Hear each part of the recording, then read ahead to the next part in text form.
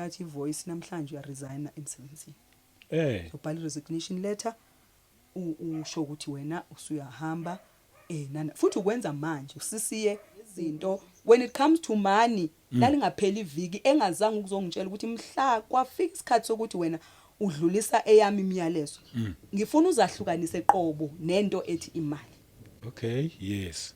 Engafakaza ukuthi ngokuqala kwami ngiqale ngishare lama testimonies. Yebo. Ila ngiqale khona ukubona ivolume yokubuya kwamandla kaNkuluNkulu empilweni yami. Oh yeah.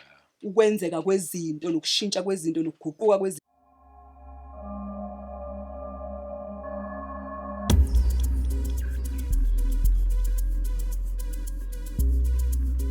Baphoxeka bangazi ukuthi uthini kodwa ke bazama ukukhuluma nalabo bantu base behamba bashiya ke bangishiya nalabo bantu ke. Kodwa naku engizokupointa out kuyo yonke lento. Yes. Ekukhulumeni kwami nalabo bantu. Akaze nangelilodi langa kwaphuma inhlamba. Kwaphuma ukuthi kanjani zonke lezo azange uze kwenzeke Mr. Shaba. Eziqhamuka ngakubo. Eziqhamuka ngakubona. Okuyizinto ezazingifanele. Okay. Wisimo noma kuyinto engangiyenzile kwakuyizinto ezazingifanele kodwa zange ziziqhamuke. Oh yes. Kunaloko nje bathi ay intombazane kuzofanele ukuthi ke uzame iplan lokuthi usikhokhela kanjani le mali nani basha abanje sihambisa ingane esikoleni kwathini awukwazi ukuthi wenze kanjena nazo zonke lezo zinto nje kwakhulunywa kodwa into engangiyilindela zange ziyenzeke. Oh yeah. Ngiyakuzwa.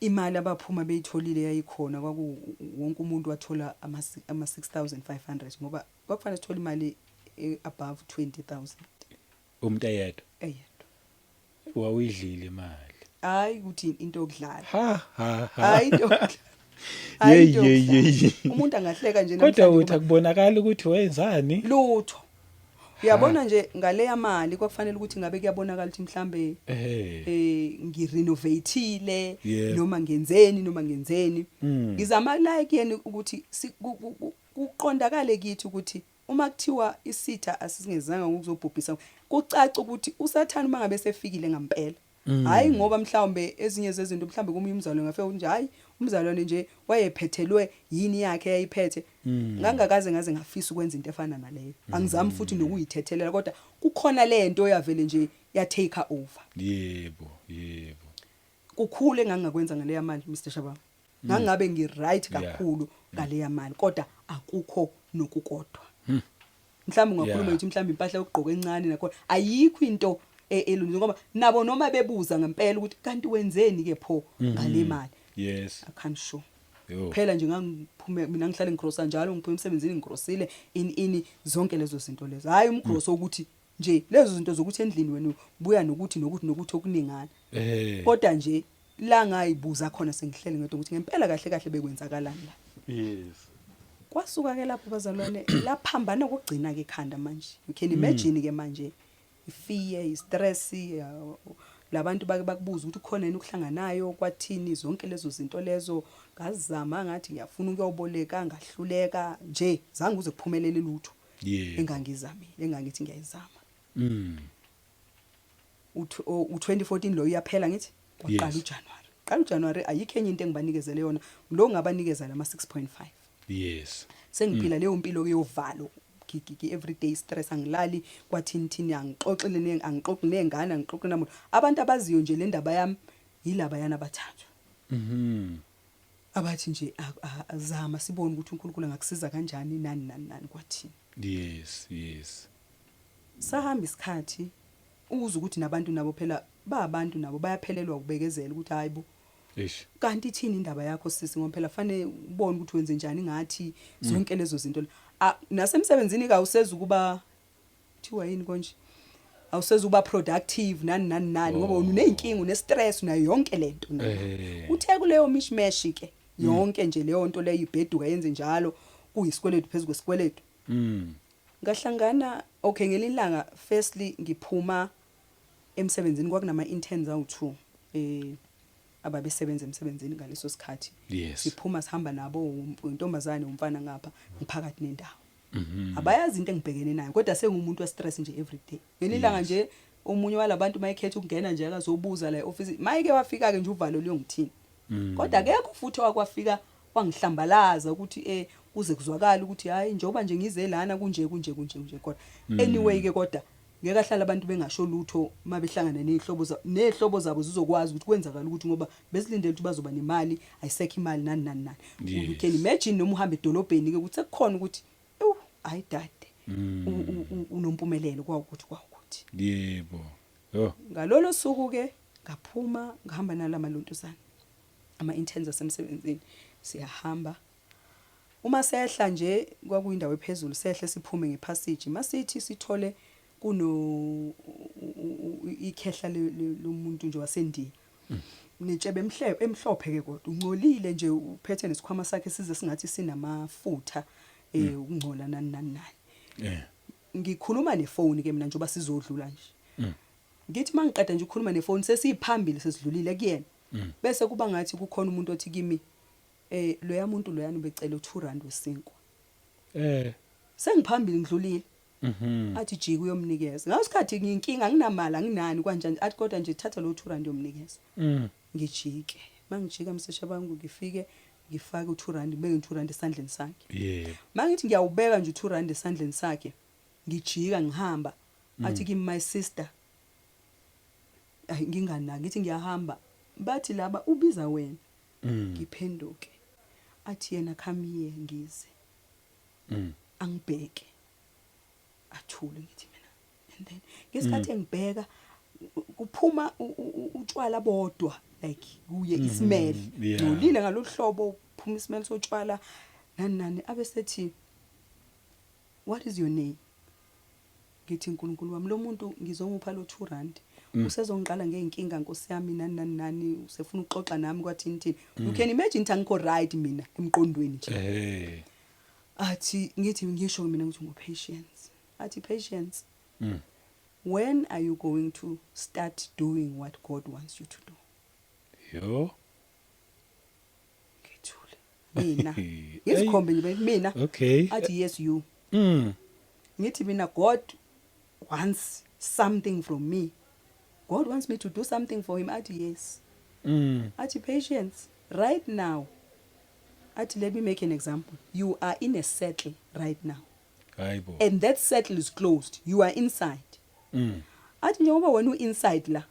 there is only one way out yakho patience and one way out wakho lo ukuthi wena uqala ukwenza lokhu uNkulunkulu akufunayo yo okay ngithi mina kungabe yini leyo uNkulunkulu afuna ukuthi ngiyenze athi kimi uNkulunkulu athi God wants you to go out there and tell his people about his love ngithi no you must be mistaken it cannot be me it cannot be me because mina ngiyazazi ukuthi ngubani ukuthi nginjani ukuthi ngiyenzeni nokuthi kwamanje ngidlula kuphi nani it cannot be me athi it is you athi and if you do not do this you will remain in that settle patience yo so it depends upon you ukuthi how long are you willing to remain in that settle yo ngithule bamile nalapha simile nje sobathathu la bamile laba bamile ilabo ngihamba nabo okay ngisuke lapho ngithatha ama steps uyatrusteka ke nje nalomuntu okutshela lezi zinto trusteki angithi njoba ngisho unukela utshwala ungcolile uziphethe ngisho isikhwama size siyacabezela ukungcola nani ayikho nje into ethembisayo ngayo ukuthi angakhuluma indaba ukuthi nje angakhuluma naye enye into eyayingimaza ukuthi lo muntu kanjani ekhuluma lezi zinto abesethi kimi when you get home please read uPsalm 126 uverse 5 oh wow okay okuyona okwangimangaza kakhulu ukuthi lo muntu ukhuluma nanamavesi uNkulunkulu wami kusho ukuthi lo muntu ikhona indaba enani sifunde ngicela nje sifunde kancane imfishane nje 126 uverse 5 those who sow in tears shall reap in joy those who sow in tears shall reap in joy yes you can imagine ngaleso sikhathi vele mina ngeke umuntu oyinyembezi nje kodwa futhi at the same time angizange ngisi-understand mina lesi scripture yeah ngaleso sikhathi nani sowa in tears and manje nganga understand kunalowo ngasuka ngathi nje wasethi uzwile ivesi ngathi mina ngilizwile wathi ungalikhohlwa and angaze ngilikhohlwe vele angivuma ngikhohlakala kimi Yeah. ngithi mangithatha ama steps ngihamba ke abesethi kimi Patience you don't want to know my name ngithi mina ayiwazi wakhona lo muntu lona yabo nje ngiyamdinekela athi yena ngithi mina okay what is your name athi my name is Jeremiah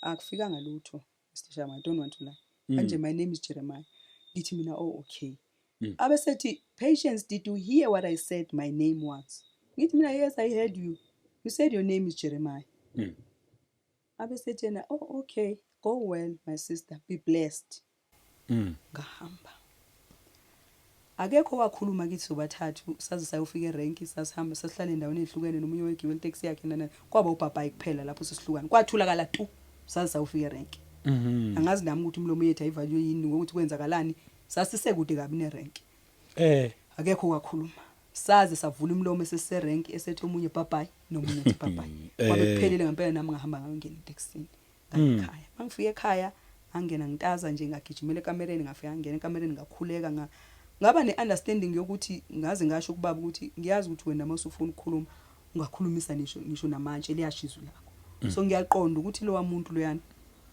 ukhulunyiswa wena noma ngangenayo full understanding yaleyanto kodwa nje nganginakho ukuthi ngiyabona ukuthi uNkulunkulu khona indlela ayidlalayo nanga umuntu uthe kulindeleke nani ngaze ngasho ukuthi ngiyacela ukuthi ungisize kulelo nto sami kule ndlela kufanele ukuthi ngihambe ungicaciseleke ukuthi yini lendele ngami ngoba hayi angazi lutho ngempela futhi ngiblank futhi kunzima and uyasazi isikhathi engidlula kuso njengamanje nani nazo zonke lezo zinto lezo hayi ke ngoba ngidlula kwadlula izinsuku mhlambe noma amaviki ngathi ngilele nje kuyisunday ngibheke phezulu kwangathi nje ngikhunjuzwa ngokuthi uyamkhumbula yini umuntu owahlangana naye ukuthi wathi ubani igama lakhe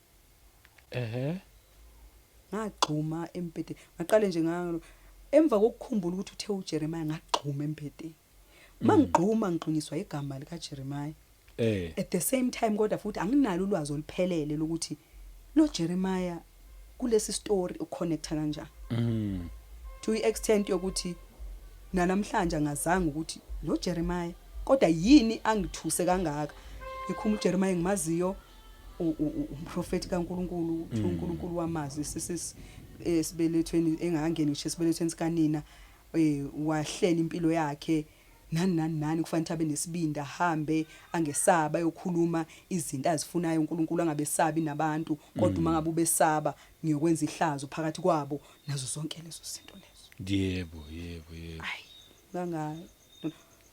ngosuku olandelayo kwakuyiMonday ngafike ngatshela laba abawu2 ukuthi niyamkhumbula yini umuntu esahlangana naye kanje ake simfuneni ke sibuze indaba ekho yini abamazi umnambithi mncane kakhulu sasibuza ngalolu hlobo lo muntu obviously sasimbiza ngebheka ngithi wayamba ecela kufanele akekho umuntu wayesho ukuthi uyamazi lo njalo njengoba sichazela nje ngababaziyo nani safuna sayiyeka hayibo emva kwalokho kwaba nomshado intombazane ethizeni yafuna ake ngizama ukushotnisha yafuna ukuthi ngibe umatron of honor ngendlela engisangene ngayo ngathi ngiyanqaba ethi intombazane ngeke ngikwazi ukunqaba inaye umunye umuntu ifuna mina kanjani ngagcina ngivumileke wasethi ke kune kedi ze tradition ufanele siyithungise kodwa mina fanele ngiyikhethele yami iphethini ngoba ngumatron ngihlukile kulaba nazo zonke lezo zinto yazi ke indaba yemshado nje ukuthi operate kanjani yes ahambe ke afike inilanga sihambe siyothenga indwangu sibuye mase sibuyele sekufanele ukuthi ngiyoyithungisa le ndwangu mina nginabantu engibajwayele ngithungisa kubona kodwa ngathi mangehla ngetebhisi ngithi ngiyothungisa la ngazikhona ngeze umuntu ethi kimi ungayi lapho uyakhumbula yini indawo lapho phezulu wakwabona khona isign lapha yana kuthiwa kuno dressmaker lapha yana shona khona uyothungisa khona ngithi mina awangeke ngikwazi ukuya lapha yana angaze ngibone nokumbona umuntu wakhona ngimazi ngaze ngibone nento ayithungile cha mina ngiyangapha kulabe ngibaziyo ahamba Mr. Shaba hamba indawo yakhona ke lapho i-stairs ibhilidi eli-stairs uqala ungene phansi like uflat la ungena khona phansi then uqala itebhisi ezo3 bese uzoqala ezijikayo ezingathi ziningi yes ngathi mangabe ngithi ngiyangena la ku flat khona ngakhubeka ngawa asukuma ngayithintitha ngaqala futhi lezi ngaqala ngahamba lezi ezintathu ngithema ngiqala lezi ezinkulu ngawa Yo. ayino ngabona ukuthi ikhona indaba la angijike angihambe ngiye lapha la kushiwo khona ngaphuma ngempela ngihamba ngalapho mangifika lapho angibaza abantu bakhona afike nganokha kwathiwa ngene wasukuma ubhuti wakhuluma iEnglish wesilisa ngambona akusiyo kwala eLontosini eSouth Africa nona ngoba umnyama njengami how are you, can we help you nani ngithi mina ngifisa ukuzothungisa iLontosana iskate se-tradition nani athi okay, you've come to the right place nani alright, that is thatha ama measurements ngithatha ama measurements athi ngizokwenzela iskate esiwu2 piece ngithi mina hayi angifuni i2 piece athi ngisho ukuthi iskate ukwakheka kwaso sizoba u2 piece sizoma ngenye indlela phezulu ngezansi sime ngenye indlela okay nani ke uyaxoxela nje ubhuti lo wenza thatha ama measurements lawo wangitshela iprice ngithi ngizobuya kusasa ngizosilanda athi hayi sobe sesi right ngabo 1:30 ngithi mina okay nani ngempela ngihambe ngizama ukugijima manje ngibuye ngakusasa ngifike nginokhe bathi angingene nani nathi hayi hlala lapho patience ayingihlale ngithi mina inkosi yami ngendlela engijahe ngayo angikhona ukuhlala nabantu ngisho endlini izingane sengabayelo umuntu ohlala yedwa kube njani ingqondo iyacabanga akuhlangana akuthini nje yebo abese eyasukuma ubhuti lo ezeke mayifika athi kimi ngicela sixoxe kancane why are you not praying hayibo why am I not praying athi ngiyabuza ukuthi why ungathandazi athi yazini ngiyaxolisa ukwenza lokhu wena uzele ngento zakho la kodwa nakho sengingena ngalezi ndaba mina ngingumuntu uNkulunkulu oyaye ambonise izinto ngabantu okay yeah and uyaye ngitshela ukuthi ngimtshele yini lo noma ngimkhulekele kuphela okay so in your case uthe kufanele ukuthi ngutshele ngoba kunezinto kufanele uzenze ngithi mina okay athi yabona ithi ngenze isibonelo athi wena njengamanje usemanzini athi ngenze isibonelo ukuthi usemanzini lamanzi afuna ukukuminzisa athi yabona njengamanje asentanyeni and my sister, you must pray until lamanzi azayofika le phansi enyaweni ehla engakwazi ukuthi akuminzise and njengamanje wena you are focusing kulamanzi noma kule problem ekhandekile awusakhuleki awutshelanga yini wena ukuthi wena i-way out yakho umthandazo yebo susa kamehla ko ngiyazi ukuthi usebenzimeni obusabekayo kodwa angeke uze kwenze ukuthi ehle lamanzi uma ngabe ungathandazi akekho futhi omunye umuntu ozokusiza kulento ngaphandle kukalo okufanele uthandaze kuye yes so ke into ekuthiwa ngiyenze nawe kuthiwe mina nawe fanele sikhuleke uzosi-instructor ukuthi senze kanjani makukhona ama-fasting kufanele siwabambe sizothintana sikhulume senze yonke into kuthiwa ngihambisane nawe kule ndlela until amanzi azafike phansi okay yaqala kanjani indlela yami nalowo bhuti kwakuFrederick igama lakhe oh yeah sayahamba le ndlela mina nginalo lolo valo kodwa manje nginako ukuthi khona umuntu onami kule ndlela nani izimanje ilihlazo mina ngisaba nokho kodwa ukhona umuntu onami la yebo iqhubeke silosibonana kanjalo noFrederick kwaze kwafika ngempela makufanele singene kuma fasting angifonela asho kufanele singene ku fasting kanjena kufanele sikhuleke ngala ma scriptures senze lokhu thandaza ngalo hlobo okay fine not ukuthi wayinika ama prayer points kodwa athi thandazela lokhu nalokhu nokuthi uNkulunkulu asusuvalo kuwe nokwesaba ngoba uma ngabe ukuleso state leso angeke kwenzeke lutho yes ngempela wangisiza wahamba nami kwaze kwafika usuku la afika khona wathi yabona namhlanje ke kuthiwe usuku lokugcina la ngihambisana khona nawe sekufanele ngudedele uzihambele oh yeah wakhuluma izinto zaningi ngalolu suku wasesho kodwa ukuthi patience kunobizo likaNkulunkulu ngaphezulu kwempilo yakho kunezipho ezimbili uNkulunkulu akunikezele zona afuna ukuthi umsebenzele ngazo oh yeah kodwa kusazoba nzima kakhulu kodwa futhi uyena umuntu ozokudirector kule ndlela oh yes umesho kanjalo athi mina okwami benginikezela ukuthi ngizokwenza sekuphelile angikwazi ukweqela ngale uma ngeqela ngale kusho ukuthi ngizobe sengidisobey yena and ayikho into eright esophinde siyenze uthi si cut off la okay from la ukusuka la uya phambili uzohamba nawe futhi yes uzokhola ngendlela yakhe uzokusiza nayo yonke leyo nto kodwa kwami kuphela lana ithi into nje bambelela kakhulu system thana asho futhi ukuthi amanzi manje aphansi enyaweni kodwa ke manje kufuneka isolution fanele uzofinyelela la kufanele ufinyelela khona manje ube operational yes nazo zonke lezo zinto kwababhlungu kuma ethi kimi akasiza ukuhambisana nami nani ngoba at least bese kunginika ithemba lokuthi khona umuntu engihambisana naye la nazo zonke lezo zinto sikunezinto esizixoxayo yonke leyo nto leyo wangishiya ngempela ke uMr Frederick ungishiyeni kwami uMr Frederick nakho ke sengizoxhumana ngi-introduce kuphi kumprofeti. Okay usuzoya ku umprofeti lasePitori ke manje. Oh okay Kukhulume ko 1-on-1 njoba ngangisho nje ukuthi ahamba saya ku 1-on-1 zonke lezo zinto ke kwaqala lapho umprofeti wathi umprofeti naye wakhuluma ngalama callings akhulume ngawo uPredicate amabili.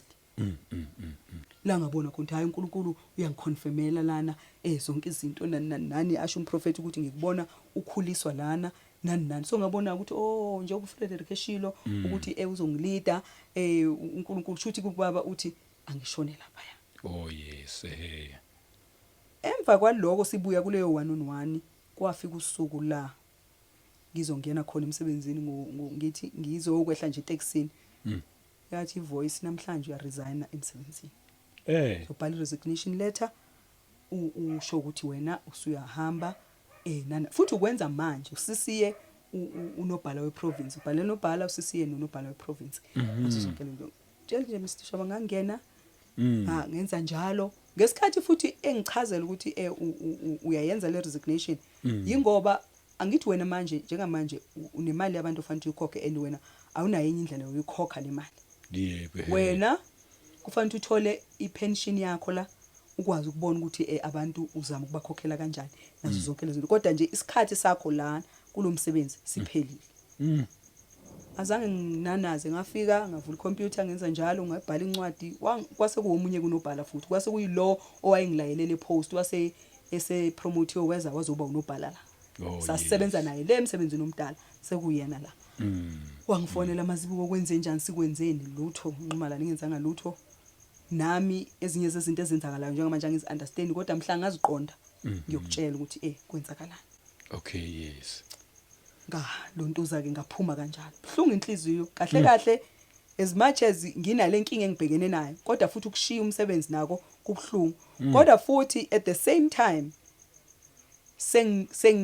sengibhalile incwadi resignation isho into ukuthi wena wahluleka ukulinda wena lento yakho bese into yami bese siqalile wayeka eScott Hospital kodwa wena wavuma ukuthi unxenxwe ukuthi uyongena kwenye indawo isizathu sokuthi uzunxenxe ukuthi uyongena lapho ingoba kwakubonakala ukuthi usuzoba nesikhathi sokuqala lento kufanele ukuthi siyenze as much as wena ubungazi kwaqhamuka into engathi isibusiso ukuthi izokunikeza umsebenzi manje wena alright uholela kakhulu nani and bekuhanjwa ngale umsebenzi kuphinde kuflywe kwenziweni nje bekuyileyo nto wena wabonani wabona nje isibusiso la ke engifunde khona ukuthi ubaluleke kangakanani ukukhuleka kuNkulunkulu siqonde ukuthi izinto ezifike empilweni zethu kungabe ziyizibusiso ezivela kuye na noma kungabe kuyizibusiso ezizele ukuzosiphambanisa necebo likaNkulunkulu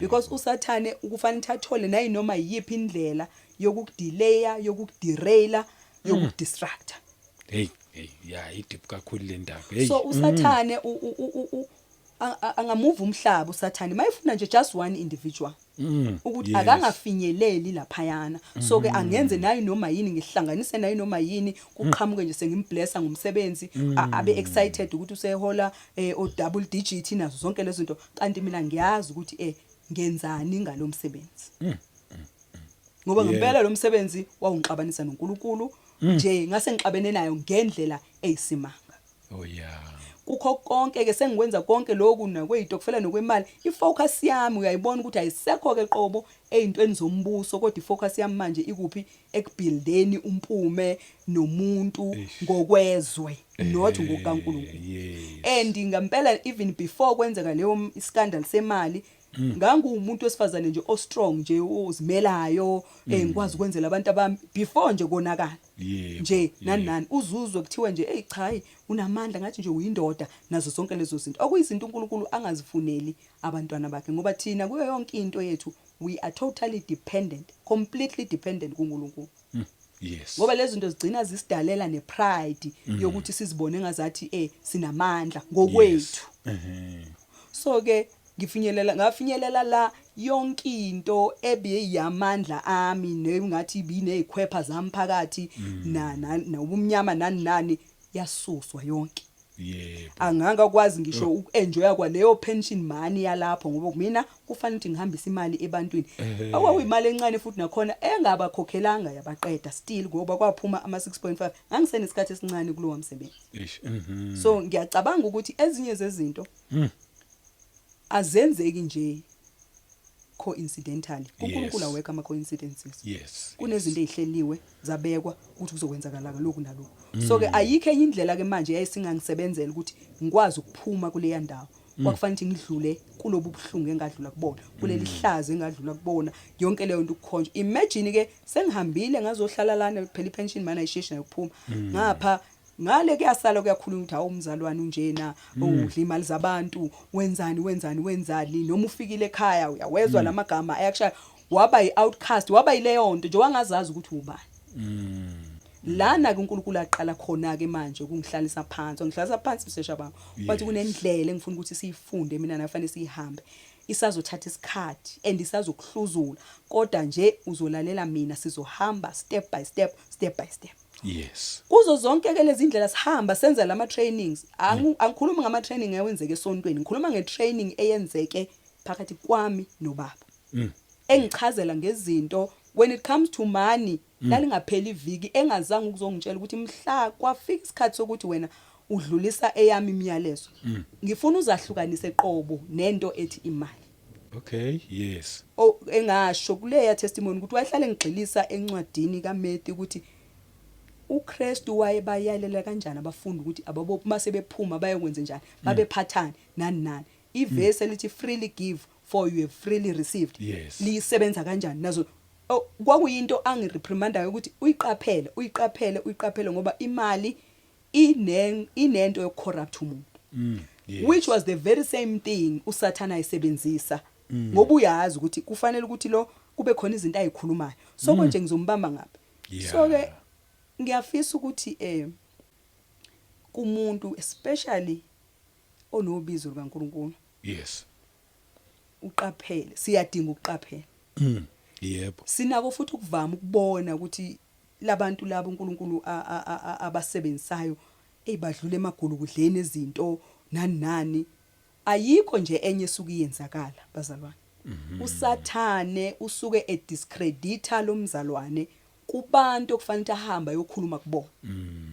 So ke ukuze uzoshrinka ungakwazi ngisho ukuba neboldness neconfidence yokukhuluma ngaloNkulunkulu nangaleli qinisa lidingayo kufanele ukuthi wena ngikunampeke ngugcobe ungcole wena ube ukulalela abantu because bazi ipast yakho nokuthi wena ama deeds akho nazo zonke lezo zinto so they can't listen to you. Ngiyakuzwa.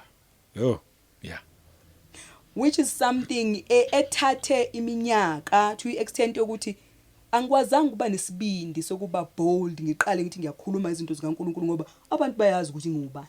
So uma ngithi ngiyaqala ngikhuluma lento ngaso isikhathi uNkulunkulu uyakugxisha ngezinto eziyamaqiniso futhi akutshela ukuthi angilindele compromise kuwe ngifuna iqiniso kuphela. Bese kuba nalento ukuthi ngiyoqala ngithi ngikhuluma leqiniso kuyimina ongazange lenze iqiniso ngizoqala kanjani ngithi ngiyalikhuluma lelo qiniso athi kuzokwenzeka and kuyi requirement futhi i prerequisite yalendlela esizoyihamba. Noma ngabe kuthiwani awuzukushintsha udistort izinto wenzeni uzokhuluma nje leli qiniso engilifunayo. Ungiyekisile umsebenzi angithi eKZN ngasuka ngeze goal bazalwane disobedience mangiza nje lapho ngiza ku disobedience ngafika eGoli ngafuna imisebenzi from 2015 ngangisebenza nje imisebenzi ongayazi 2015 2016 2017 2018 2019 ngize ngakhetha ukulalela uNkulunkulu ngo2020. You can imagine uhlobo lwempilo ebengiliphila hey ngihlanganamisana nazo zonke ke lezi zinto angithi usathane uyawathola kamathuba ngoba mina I'm walking in disobedience kulungileke ngaphuma lapha yana uNkulunkulu esengisizile ngaphuma lapho kumprofeti wamanga ngaku ngihlangabezana nale eyomntwana engayishare futhi ku testimony angithi usathane usenale nalama entries anawo nje angawasebenzisa ngoba mina ngisa disobey yebo ngifisa ukuthi ke kumzalwane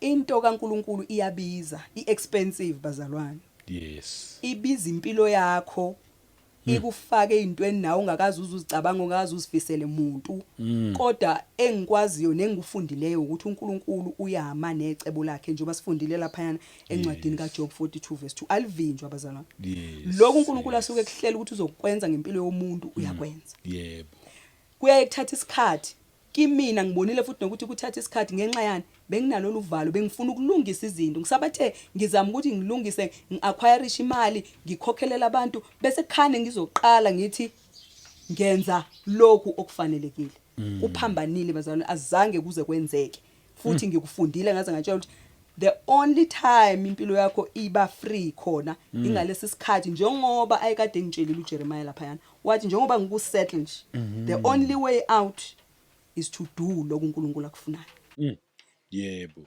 bese ngizama ngithi business bengingastocka leyo nto engistockayo ingadayiseki ihlale la endlini kuze kuphinde kube into ongayazi kube yini for iminyaka bazalwane hey kodwa ngifuna ukufakaza ukuthi ngokuqala kwami ngiqale ngishare lama testimonies yebo ila ngiqale khona ukubona ivolume yokubuya kwamandla kaNkuluNkulu empilweni yami oh yeah ukwenzeka kwezinto nokushintsha kwezinto nokuguquka kwezinto ngesikhathi kuza kule minyaka eminye ubese bekubonisa ngisho emndenini wami kancane nani kubantu abaseduze nami kodwa nje kuphela ubelinda unompumelelo nje ukuthi angene kule ndawo abe active kule ndawo amfune kuyona ukuze azokwazi ukuthi zonke izinto zakhe ayilungise esho futhi ukuthi okwakho kusesandleni sami kuyolungiswa yimi yes noma ikhwephe engizamile ngithi sengizamile mhlawumbe ngesikhathi bekhona amasentshane ngo-acquireishayo bekuvele into ezowathatha lawo masenti pheliya kodwa to extent ukuthi kwaze kwafinyelela la ke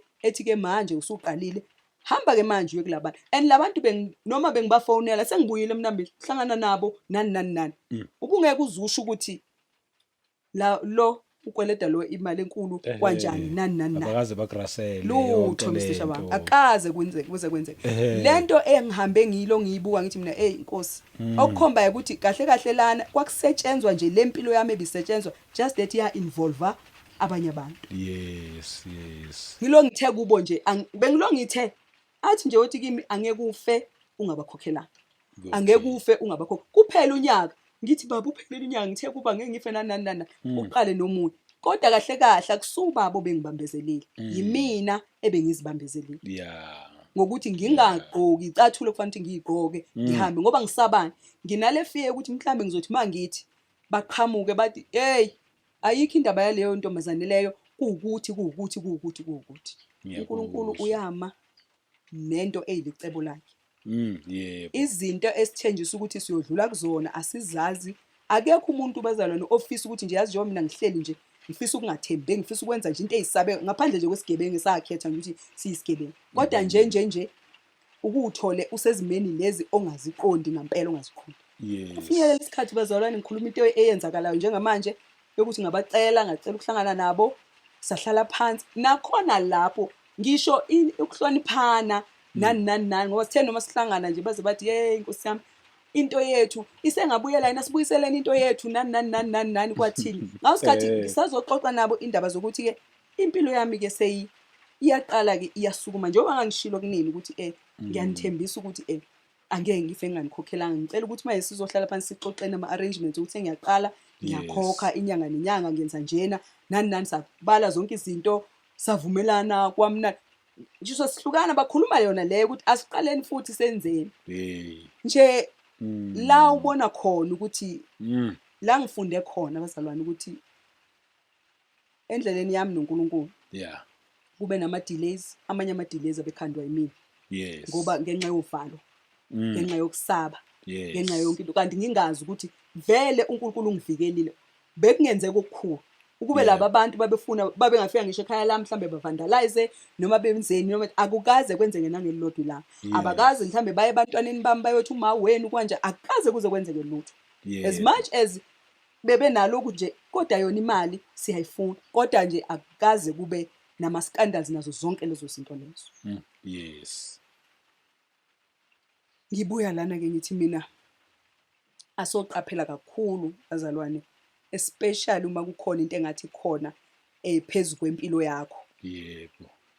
Singasheshi futhi kakhulu nokukhuluma sifakaze ngomuntu noma sisheshe si konje ngifuna ukuthini singasheshi futhi size sisho ukuthi hayi lona impilo yakhe ayisophinda ilunge lona ayikho indaba yakhe yokukholwa lona kanjani singazi ukuthi kahle kahle yini eyenzakalayo. Yes. Kunaloko thina masibona umzalwane wethu eshayeka ngandlela lithize mhlambe ezenza izinto ezingathembekanga nayo yonke leyo nto leyo okwethu ukukhuleka kuNkulunkulu baba siza impilo yakhe lokho kwenzakalayo umsiza kona sazi ukuthi kwenzakalani kodwa sicela ukuthi iwill yakho iprevail kukho konke lokho. Oh yes. Ngikusho ngesibindi lokhu namhlanje ukuthi ngiyazi ukuthi uNkulunkulu lo simkhonzayo akawaqamba manga. Yebo. Ngampela futhi ngiyazi ukuthi icebo lakhe alivinjwa. Yebo.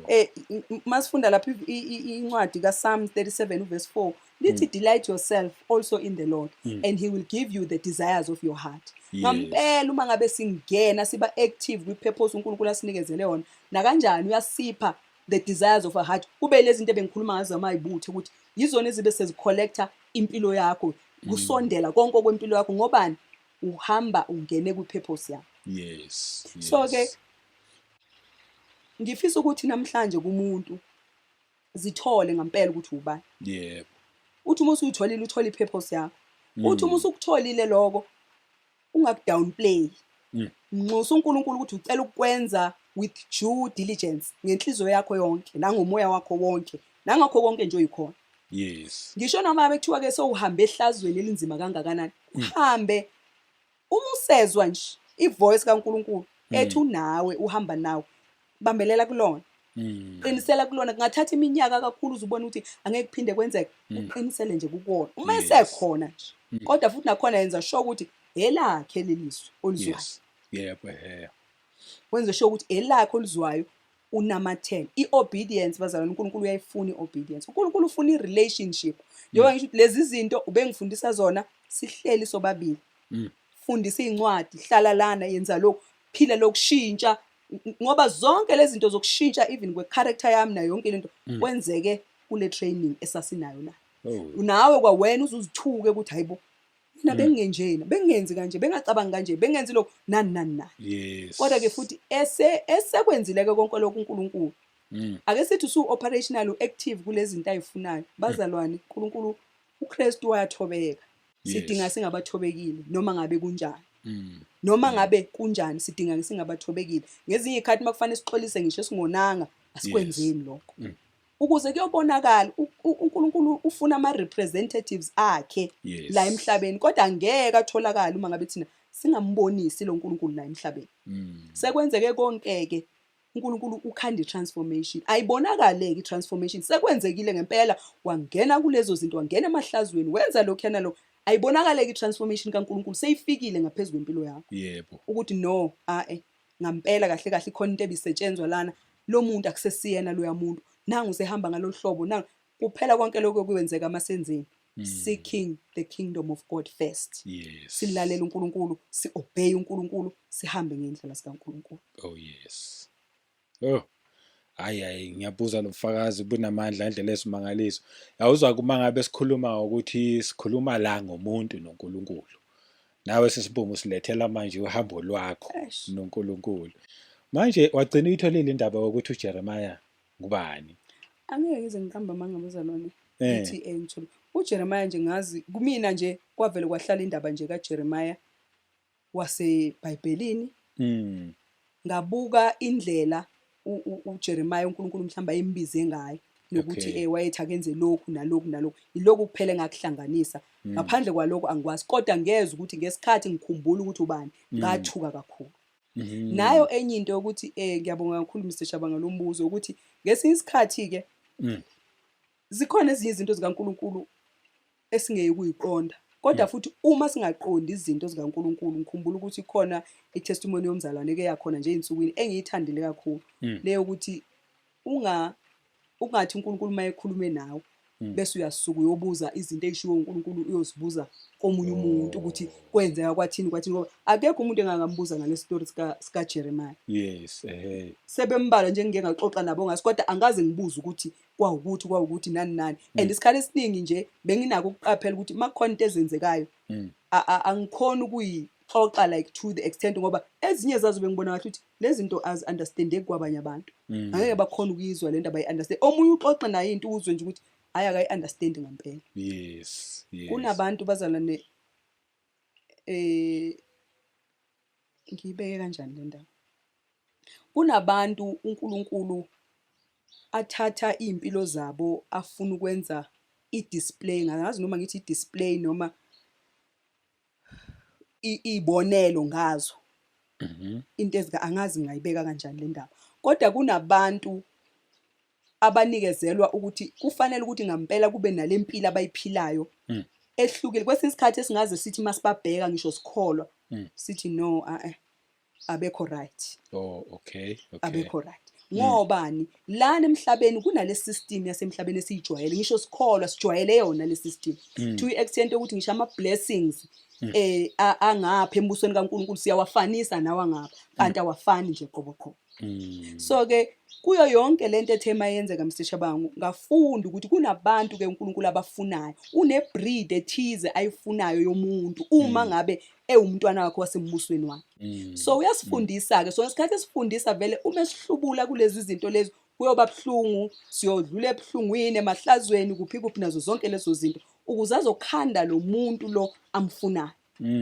Ngiyakuzwa. Thola okuningi kwakho kukhipha nje intweni ze-system yaleli lizwe isolate ube sabathe nani kube ne-rejection kube nani nazo zonke lezo zinto lezo kwawena ngesikhathi ungakayifundi lento ube nayo ukuthi nje ayi no impilo yami mina kusho ukuthi ngona kakhulu uNkulunkulu khona le punishment kanti akuna punishment kuyakhandwa nje kukhanda umuntu la. Yebo. Uma sekhandiwe ke lo muntu siza kuphume uyoba ilesi sipho uNkulunkulu athe uyoba isona ebantwaneni bakhe. Yiloko engikuphilelayo mina engikwaziyo njengamanje. Ayikho into enginikeza injabulo njengokuseva ngale ndlela uNkulunkulu athe angiseve ngayo. And le ndlela athe angiseve ngayo yile angifundise yona wangishova khona kakhulu ukuze ngiyokwazi ke manje ukubamba omunye umuntu ngesandla sihambe sikhulekisane sihambe le ndlela sobabili ngimlwele angilwele uNkulunkulu ufuna sihambisane sithwalisane sibambisane kule ndlela. Yes. Kukho konke ke nje sekwenzeke konke bazalwane uNkulunkulu nje udinga simkhonze ngomoya nangeqiniso. Yebo. Ngomoya nangeqiniso. Siphenduke ngokupheleleyo konke sikwenzayo kukaNkulunkulu sikwenze ngothando sikwenze ngokuthobeka. Yebo. Hayi ngiyakuzwa imessage oyikhulumayo ithi ayifane naleyo kuphuma kwi-world system. Khuluma ngoButvusi uButvusi nabantwana bakhe bayikhulumile leyo part leyo. Yazi nginotisayo futhi ukuthi abantu abaningi abezayo abanofakazi uNkulunkulu uyabakhipha lapha one by one nje balokhu baqhamuka belethu ufakazi athi ngangisebenza lapha wathi uNkulunkulu angiyeke alena umsebenzi wakhe and bonke futhi bayaphila and abantu abaningi bahlala benama questions ukuthi then uzophila kanjani nakho nikhona niyaphila nabantwana nami nganginaleyo issue ngisuka nje ngifika la eGoli ngibhizi ngilongo ngithi nginaleyo issue nje ukuthi nginabantwana ngizokwenza njani ngisingiliphele ngizobondla kanjani kanjani up until washo ukuthi fanele uthembe mina njengoba ngithe mina ngizokunakekela ngempela ngizokunakekela which is something aloku angigcisha ngayo ukuthi sebenza ngezandla zakho ngiyobusisa umsebenzi wezandla zakho ngoba afuneki umzalwane ovila phaya kule kingdom nje akafuneki umzalwane ovila phaya. So uNkulunkulu mayesikhipa kule system uyakwazi ukusustain sidinga nje ukuhlala kuye sethembe yena sincike kuye ngakho konke. Uningi kakhulu ke esisazoxoxa ngayo ke okuyizinto uNkulunkulu asikhipha kuzo impela ezifakazela lama testimonies owasho nazo zonke lezo zinto nokuthi yipi role athe ubaba ngidlale kulesi sikhathi sika 666. Ngoba siseze ikhathini ezinzima bazalwane lezi ezinzima ngempela ezithi noma uhleli namhlanje ube nako ukukhala ngenhliziyo ukuthi Nkosi engazathi abantwana bakho bangayibona lento ukuze bezokwazi ukuzilungiselela kusenesikhathi. Angeke sikwazi bazalwane ukuzilungiselela into seyilana. Sidinga ukuzilungiselela before time. Yes. Uthi yes. we must watch and pray. Njengamanje nje ngempela fanele ngabe siyaqaphela ukuthi izinto sezenzeka ngendlela ehlukileyo. Yes. I-wickedness iyadelisa. U-Antichrist akaka-revealwa njengamanje kodwa ispirits ka-Antichrist sisemsebenzini siyasebenza bazalwane. Yes. Thanda ungathandi. So sekuyileso sikhathi nje engakambuli. Kodwa nje kahle kahle njengabantwana bakaNkulunkulu njengamanje isikhathi lesi sokuqala ke manje sizilungiselele. Yes. Engingakusho futhi ke nje Nkosi yami njengabantwana bakaNkulunkulu bazalwane siyadinga ukudla izwi likaNkulunkulu. Yes. Imfihlakalo nezinto esingaziqondi zikaNkulunkulu azitholakala kwenye indawo kodwa zitholakala ezwini likaNkulunkulu. Tholakala kuye uNkulunkulu uqobo. Yebo. Siyadinga ukulidla and mhlawumbe kungazwakala kabi lokhu kodwa nje isikhathini esiningi emasontweni ethu bazalwane asilihlaleli izwi. We do not study scriptures. Yebo. Thina isikhathi esiningi nje sihlangana ngevesi. Sibamba ivesi sishise sivuthe ngevesi sishise sivuthe ngevesi singayitholanga icontext yaleyo ndaba ukuthi bekuthiwani. Singakwazanga uyi-apply ke lento manje in our lives ngoba izwi likaNkulunkulu uhlale liphila laliphila kulabayana laphila kwamanye ama generations before us liyaphila manje lisazophila even nakwabanye bezemva kwethu. Yebo. So sidinga ukuhlala sibe nezinto into esiyibiza ngeBible study siyabazalwane sifunde chapter sizwe ukuthi uNkulunkulu uthini through abantwana bakhe uyazambula nani sikwazi ukuthi kusho kufanele sihambe kanje senze nje singenzi la singashoni ngapha senze nje silalele uNkulunkulu masingaqondi sibuyela kuye baba udinga sihambe kanjani la senze njani ayinginokudideka njengalokhu futhi umzalwane lo wayeshilo manginephupho nje ngingali-understandanga ngaliqondanga buyela kubaba uyena obelilethile buyela kuye ngicela ukuthi ungiphelele iphupho in lame terms ngili-understand ngoba kungenzeka ukuthi kunento efanele ngiyenze engizogcina ngingayenzanga. Ngiyacela ukuthi ungisizeke ungibuyisele lona. uNkulunkulu ucommunicative bazalwane kakhulu nawo wonke umuntu. There are no special people ukuthi uNkulunkulu ukhuluma nalaba kuphela akusilona iqiniso lelo bazalwane. uNkulunkulu ukhuluma nawo wonke umntwana wakhe. Yebo. Hayi cha siyabonga kakhulu. Ufakazi bakho buhle kakhulu ngendlela esimangaliso nje buyakhuthaza especially kumuntu ofuna ukuhamba lendlela noNkulunkulu ibiza ukuyidela ibiza nje futhi nanokukholwa njalo. Hayi sibonga kakhulu yazi ukuthi angithi uJeremiah ingilosi. Okay. I think futhi lengilosi messenger because zihlukene nazo. Kodwa ngisho kanjalo. Kodwa ke hayi ngelinye ilanga inkosi reveal le ndaba ngokuphelele. Kunjalo kodwa ke siyabonga kakhulu nje ngofakazi bakho. Kumbukeli nje osekhaya engingakusho ukuthi le ndaba idinga ukukholwa. Ngempela nje yabona nje mawuza kuJesu Kristu dinga nje ukuthi kholwa. Futhi kulesikhathi samanje impela uyabadinga abantwana abayodela konke bazidele beze nje kuye nje bakholwe nje bezomsebenzela ziyashoda izisebenzi isivuno sihle kushoda izisebenzi mawulokhu uzwa lobufakazi mangabulalela lobufakazi bukhuthaza umuntu osethinto uNkulunkulu ukuthi kushuthi nami ithi ngingenzi nje yabona uyawezwa ama mistake akho sisumbume shuthi manje ithi mina ngingenzi ke njengaye ake ngenze better than yena shuthi khona akhuluma nabo because ufuna ukubasebenzisa but lento iyodinga ini zidele kholwa nami ngomunye owashiya umsebenzi but ayisingami indaba nje ingale testimony obuza ngayo kodwa inkosi nakhe lokho isigcinile nje futhi siyaphila kahle nje futhi ngomusa wayo okwethu ukuthi kholwa but iqala lana ke indaba yamkela uJesu abe inkosi mthathe nje abe inkosi nomsindisi okuphila kwakho wena ongakamthathi asingabi mnandi kuphela lezi indaba gcwaliswe ngomoya oyingcwele uzobona into ezokwenzeka emva kwalokho lenkosi le ishile ezwini yathi ngeke ngikushiye ngeke ngize ngikulahle futhi ke amanga wethu yena kanawo amanga akawaqamba amanga uyasazi futhi ukuthi siweek sihamba sihluleke kube njani kodwa ngeke akushiye ngeke azakulahle mhlawumbe namazi okugcina ke sisayivala. Siyabonga kakhulu Mr. Shabangule iqiniso ngempela lokho sigqugquzela ngakho kubalekile ngempela ukuthi sikholwe. Balekile ngempela ukuthi nje sizidele. Yeyo kuyidela abazalwane. Yebo.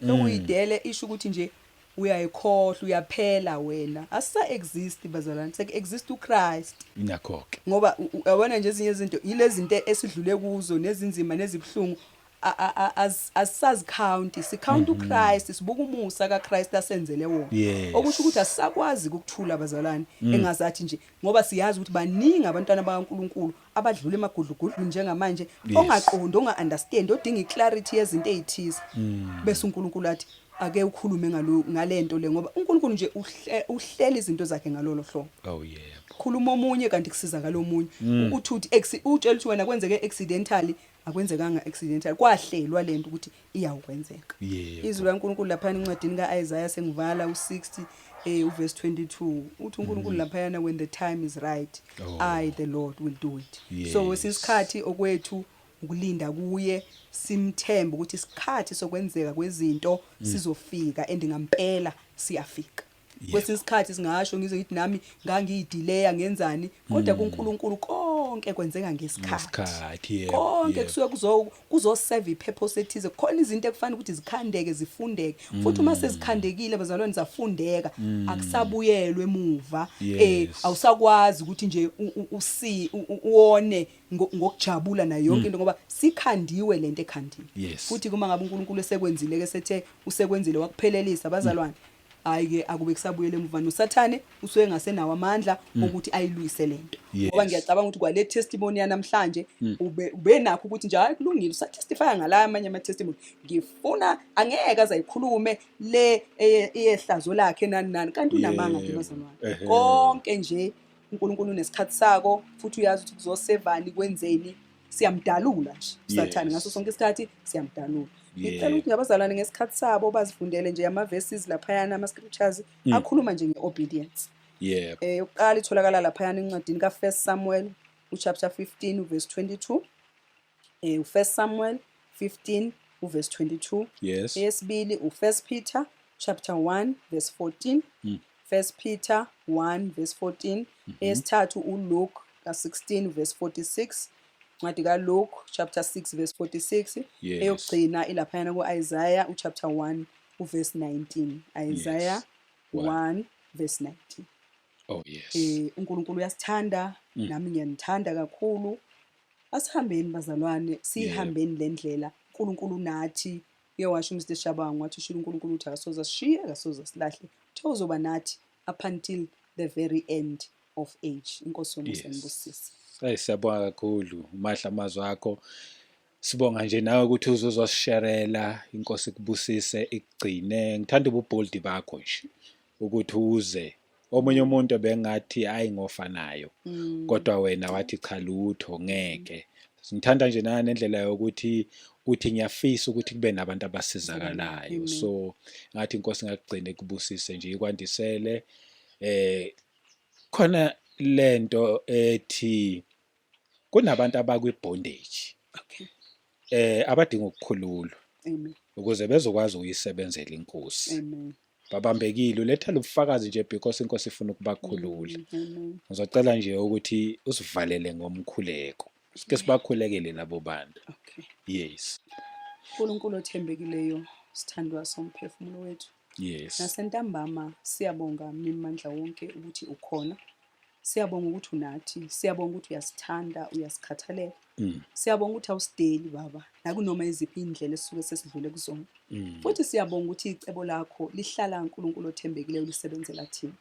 nasentambama ke namhlanje sikhuleka sikule ndawo khulekela abantwana bakho emhlabeni wonke jikelele yes uyabazi wena uNkulunkulu othembekileyo ababambekile abafisayo uNkulunkulu othembekileyo kuba ngabe sekukhona indlela abakuseva ngayo futhi abanye baba abaningi sebeyazi ushilo kodwa uNkulunkulu othembekileyo ngenxa yezimo abadlule kuzona noma abadlula kuzona yes osethembekileyo babonakala bengakwazi ukuvula umlomo with boldness neconfidence uNkulunkulu othembekileyo bakhulume ngezinto baxoxele zona yebo nasentambama ke namhlanje uNkulunkulu othembekileyo siyadestroya siyabhidliza lowo moya obambe ukuthi abantwana bakho bangakwazi ukuphuma nento othe abaphume nayo. Yes. Nasentambama namhlanje uNkulunkulu othembekileyo siyakhipha umoya wokwesaba kubo, umoya we-intimidation, Yes. uNkulunkulu othembekileyo, umoya we-rejection abanayo ngenxa yezinto ezenzekile ey'mpilweni zabo. Ngesikhathi sitha siyibhizi sibapenda ngokuthanda kwaso. Yes. Kodwa ntambama namhlanje siyabagqokisa sibembathisa umoya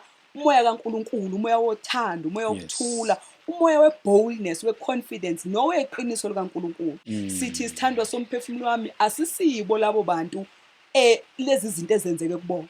Yizinto ezenzekile kodwa thina sibona labo bantu. Futhi nakulezo zimo siyazi ukuthi ubukhulu bakho bekufanele bubonakaliswe. Siyakunxusa ke sithandwa somphefumulo wami nakuyo le ntambama namhlanje. Sicela ubakhulule manje. Sicela uNkulunkulu othembekile kubaphe utshale kubo loluthando nofulufulu lokuqala manje. Bengazi isithandwa somphefumulo wami bazophuma babhekephi kodwa wena uyazi. Siyakunxusa ukuthi uhambele kubo. Kungenzeka ukuthi ungathumezela umuntu noma kungenzeka ukuthi ungafika kubona qathatha. Kungenzeka ukuthi ungabanikeza iphupho noma ivision. Ngaleyo ndlela okhetha uku-operate ngayo kulowo mntwana wakho. Siyakunxusa entambama namhlanje. Sicela ukuba ukwenze. Sithi uNkulunkulu othembekile uSathane akanaso isabelo ngaphezu kweimpilo zalabo bantu. uNkulunkulu othembekile sithi purpose owabalethela yona emhlabeni bazoyifeza, ngeke baze bahambe bengazange bayifeza. Sathane unamanga, asiyukuvuma futhi asiyukuthoba. We will not even succumb to your tactics. Lezi zinto ozenzayo zizinto zokuzama kodwa uyazi ukuthi ungohluliweyo wena. Nasentambama ke uNkulunkulu othembekileyo sibanikeza amandla okunqoba. Sibanikeza amandla esibindi okuphuma bangazigcobisi noma bangavumi lento abagcotshiswe yona ukuthi bayiyona kodwa baphume benale authority nale dominion obanikezele yona. Konke lokhu sithando somphefumulo wami sikucela kwelakhe igama elinamandla ngoba sazi ukuthi uthe wena ngezwe le ndodana yakho wathi noma ikuphe niyokucela kuBaba ngegama lami uyakunenzela kona. Siyacela baba bakhulule lawo ma strong men, lawo ma principalities, lawo ma powers uNkulunkulu othembekileyo siyawa destroy. Awanawo amandla. Sihlulekisa amandla awo ngegama lika Jesu Kristu ophilayo. Konke kuyenzeka. Icebo lakho alivinjwa. Konke ke lokhu siyabonga ukuthi usukwenzile ngoba uthe wena masikhuleka njalo sokukhuleka njengalabo asebekwamukelile lokhu esibakhulekelayo. Siyakwamukela ke baba. Siyavuma ukuthi nabo abantu besilisa besukuma beba yilabo abantu othe bazoba yiyo. Siyavuma nanga umuntu wesifazane lapha yana esukuma eba yilo muntu wesifazane othe uzaba uyena. Konke lokho sizokwenza ngothando, sizithoba kuwe uNkulunkulu othembekileyo, sizobambana ngezandla sikhulekisane. I-purpose ne-purpose yomuntu isukuma ingagcini ngokusukuma baba ibe ngenyawo ithi simile ngenyawo bese iyasuka iyahamba kwelakhe igama elinamandla kuze kube phakade. Amen. Amen. Amen. Siyabonga kakhulu ngomkhuleko. Nkosibusise siqolishe nje emakhaya uma ngabe ukuthi kuzwakala isound yemvula ukuthi la liyani izulu kodwa ke zibusiso lezo. May the good God bless you kinina nonke emakhaya ende ngomsa wenkosi ke asiphinde sihlangane kwivideo elandelayo. Amen.